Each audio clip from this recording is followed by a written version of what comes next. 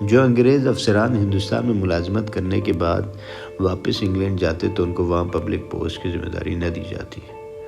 دلیل یہ تھی کہ تم ایک غلام قوم پر حکومت کر کے آئے ہو، جس سے تمہارے اطوار اور رویے میں تبدیلی آ گئی ہے۔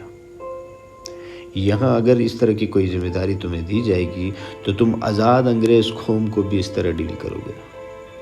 اس مختصر تعارف کے ساتھ درج ذیل واقعہ پڑھیے۔ ایک انگریز خاتون جس کا شوہر برطانوی دور میں پاک و ہند میں سول سروس کا آفیسر تھا۔ خاتون نے زندگی کئی سال ہندوستان کے مختلف علاقوں میں گزارے۔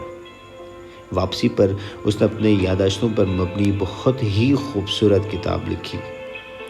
خاتون نے لکھا ہے کہ میرا شوہر جب ایک ضلع کا ڈپٹی کمشنر تھا، اس وقت میرا بیٹا تقریباً 4 سال کا اور بیٹی 1 سال کی تھی۔ ڈپٹی کمشنر کو ملنے والی کئی ایکڑ پر محیط رہائش گاہ میں ہم رہتے تھے۔ ڈی سی صاحب کے گھر اور خاندان کی خدمت گزاری پر کئی سو افراد معمور تھے۔ روز پارٹیاں ہوتی، شکار کے پروگرام بنتے۔ ضلع کے بڑے بڑے زمیندار ہمیں اپنے ہاں مدعو کرنا باعث فخر جانتے، اور جس کے ہاں ہم چلے جاتے وہ اسے اپنی عزت افزائی سمجھتا۔ ہمارے ٹھاٹ ایسے تھے کہ برطانیہ میں ملکہ اور شاہی خاندان کو بھی مشکل سے ہی میسر تھے۔ ٹرین کے سفر کے دوران نوابی ٹاٹ سے آراستہ ایک عالیشان ڈبہ ڈپٹی کمشنر صاحب کے فیملی کے لیے مخصوص ہوتا تھا۔ جب ہم ٹرین میں سوار ہوتے تو سفید لباس میں ملبوس ڈرائیور ہمارے سامنے دونوں ہاتھ باندھ کر کھڑا ہو جاتا اور سفر کے آغاز کی اجازت طلب کرتا۔ اجازت ملنے پر ہی ٹرین چلنا شروع ہوتی۔ ایک بار ایسا ہوا کہ ہم سفر کے لیے ٹرین میں بیٹھے تو روایت کے مطابق ڈرائیور نے حاضر ہو کر اجازت طلب کی۔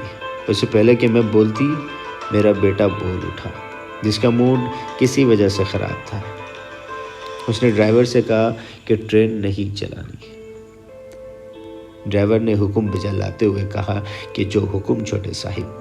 کچھ دیر بعد صورتحال یہ تھی کہ اسٹیشن ماسٹر سمیت پورا عملہ جمع ہو کر میرے 4 سالہ بیٹے سے درخواست کر رہا تھا، لیکن بیٹا ٹرین چلانے کی اجازت دینے کو تیار نہیں ہوا۔ بالآخر بڑی مشکل سے میں نے کئی چاکلیٹس دینے کے بعد بیٹے سے ٹرین چلوانے کی اجازت دلائی تو سفر کا آغاز ہوا۔ چند ماہ بعد میں دوستوں اور رشتہ داروں سے ملنے واپس برطانیہ آئی۔ ہم بذریعہ بحری جہاز لندن پہنچے۔ ہماری منزل ویلز کی کاؤنٹی تھی جس کے لیے ہم نے ٹرین کا سفر کرنا تھا۔ بیٹی اور بیٹے کو اسٹیشن کے ایک بینچ پر بٹھا کر میں ٹکٹ لینے چلی گئی۔ قطار طویل ہونے کی وجہ سے خاصی دیر ہو گئی، جس پر بیٹے کا موڈ بہت خراب ہو گیا۔ جب ہم ٹرین میں بیٹھے تو عالیشان کمپاؤنڈ کے بجائے فرسٹ کلاس کی سیٹیں دیکھ کر بیٹا ایک بار پھر ناراضگی کا اظہار کرنے لگا۔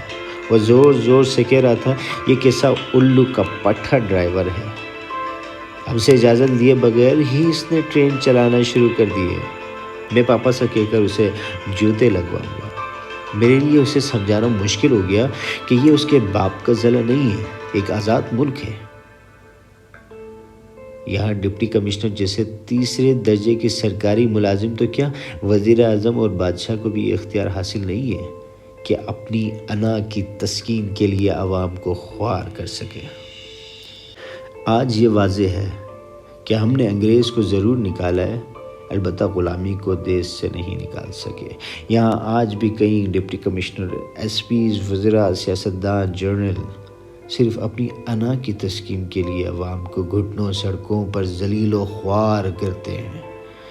اس غلامی سے نجات کی واحد صورت یہی ہے کہ ہر طرح کے تعصبات اور عقیدتوں کو بالا طاق رکھ کر ہر پروٹوکول لینے والے کی مخالفت کرنی چاہیے، ورنہ صرف 14 اگست کو جھنڈے لگا کر اپنے آپ کو دھوکہ دیں گے کہ ہم آزاد ہیں۔